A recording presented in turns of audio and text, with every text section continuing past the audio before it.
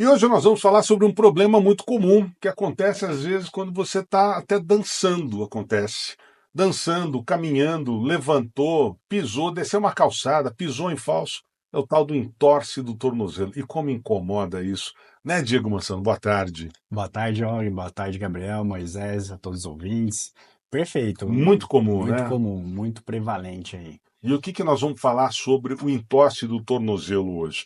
Cuidados, como tratar, o que fazer, e aí? Antes de tudo é importante eles entenderem, né, os ouvintes, o que que é um entorse, né? Você tá ali caminhando e você pode pisar Pisou em numa falso? pedra ou num buraco ou até numa escada. É muito comum isso, né? Você pisa num degrau abaixo e às vezes você tem uma noção espacial de que aquele degrau é mais baixo ou é mais alto. Quem usa óculos geralmente tem esse problema, né? Às vezes, Pode a pessoa influenciar, que ela pode olha influenciar. para baixo, parece que o Aham. degrau está mais baixo ou mais alto, Aham. Às dá um vezes na pisão em cabeça da falso. pessoa, tipo, ela coloca na cabeça dela, deduz que aquele degrau é um pouco mais baixo ou mais alto, e às É, vezes não é, aí ela acaba não tendo essa percepção, né, no momento adequado do espaço, e acaba tendo esse entorse essa de tornozelo, virada essa de pé. virada de pé, exatamente. Então, entorse é isso, é você virar o pé e você pode ter uma fratura, você pode ter um estirão ali do ligamento, uma lesão no ligamento, um rompimento no ligamento, principalmente no talo fibular, que é ali na região lateral do pé. Eu tive assim, dançando isso numa festa e tal. Eu peguei um degrauzinho de 2 centímetros assim, e tal, pisei em falso ali e tive uma fratura no metatarso. Olha só, para você ver, Aquele ossinho, da continuidade do ossinho do dedo mindinho lá na lateral do pé. De muito comum. bobeira, cara. Acordei no dia seguinte, o pé estava do tamanho de uma Inchado. abóbora, assim. Exato, exato. Isso Isso acontece mesmo, acontece, ó. é normal. Muito, muito. Eu fui atravessar uma vez quando tinha uns 14 anos, mais ou menos. Uns 15 anos, 14 anos, eu fui atravessar a rua muito rápido e acabei torcendo também. Então eu não tive esse tempo de reação. O que que determina? É o tempo o tempo de reação da musculatura do seu corpo ativar para poder estabilizar ali na hora. Sim. Por isso que só exercício de musculação muitas vezes não é o suficiente. A gente precisa fazer um trabalho específico para melhorar esse tempo de reação. Exercício de potência, de propriocepção, de controle motor, Quer dizer, para saber proteger melhor essa musculatura inferior, o né, do tempo de corpo. reação que o seu corpo tem. Por exemplo, na hora que você vai torcer, ele já tem uma resposta mais rápida e volta para estabilizar, entendeu? Hum. Esse tempo de reação, ele previne uma possível entorse. Mas além da prevenção, que a gente realiza através de exercícios funcionais, é importante o ouvinte entender que cada entorse vai gerando uma frouxidão ligamentar e aumenta o risco de uma relesão.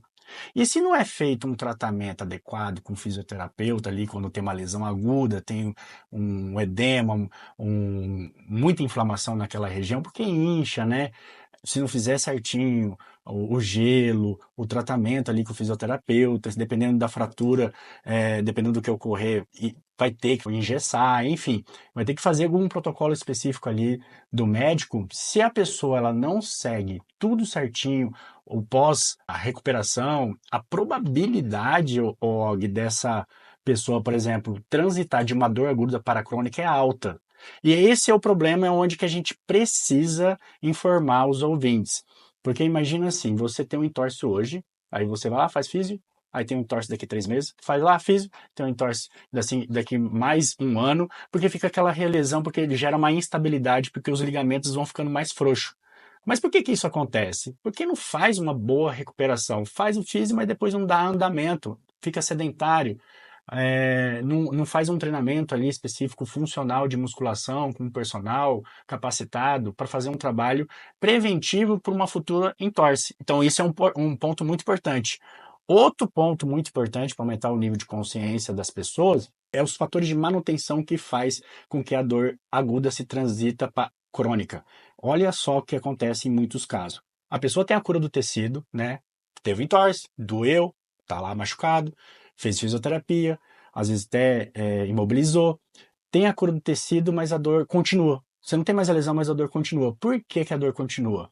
Porque essa pessoa vai fazendo uma manutenção da dor. Ela não segue os critérios obrigatórios ali de recuperação, não faz um trabalho específico para poder melhorar aquela informação que está vindo demais daquele pé. Por Uhum. exemplo, a pessoa curou o pé, mas ela ainda está tendo um comportamento de proteção, ela tem medo, não faz um trabalho específico com um treinador que faz com que ela consegue fazer as atividades diárias sem medo, começa a fazer o trabalho no dia a dia sem se proteger, porque esses fatores de proteção e medo, a pessoa evitar, gera fator de manutenção da dor. A dor não vai embora por conta disso.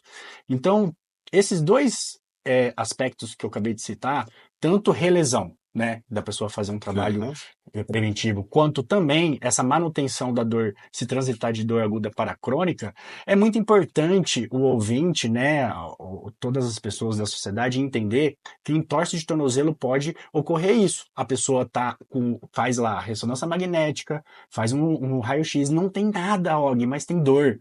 Por que que tem dor? Porque não é mais o processo inflamatório, e sim para o outro mecanismo que a pessoa tem devido a esse comportamento mal adaptativo. Só que isso é praticamente cessado quando você faz uma educação da dor e um trabalho específico para aquela pessoa.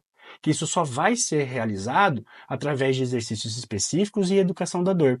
Então, tanto a relesão quanto a dor se transitar de dor aguda para a crônica, mesmo o tecido estando íntegro, Uhum. são as coisas mais prevalentes que a gente tem que estar educando a sociedade sobre esse problema tão comum que é o entorse de tornozelo. Diego, pessoas com sobrepeso e tal têm mais propensão a ter esse tipo de problema? Tem Muitas sim. vezes até nem de pisar em falso, mas o próprio peso, às vezes a pessoa vai levantar, dá Ajuda, uma pisada, porque acaba virando o o, pé o ali, tempo né? de reação diminui, a massa corporal influencia, e não só isso.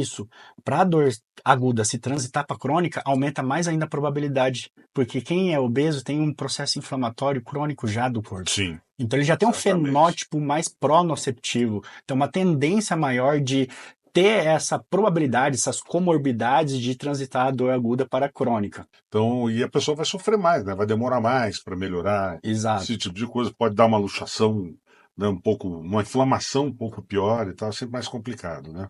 Isso acaba prolongando mais. Então, o que que a gente precisa estar sempre educando a sociedade, né? Principalmente os ouvintes aí, é fazer um trabalho bem feito. É não boicotar. Esses dias eu estava escutando um rapaz falando que ele tirou a tala do tempo que deveria ficar, estava inchada ainda, ficou pisando bastante no chão em cima daquele tecido machucado, então ele estava fazendo a manutenção da dor. Então ele estava estimulando aquela dor se tornar crônica. Então, ser obediente, eu não gosto muito desse termo, mas é o termo real, ser obediente ali de fazer com que o profissional ali, seja o ortopedista, seja o médico da dor, seja o fisioterapeuta, seja o profissional de educação física que está ali com você, é importante você escutar, valorizar essa pessoa que está estudando para poder te ajudar e você seguir aquele caminho que ele estudou, que ele prescreveu para você não ter problemas futuros com esse entorse de tornozelo.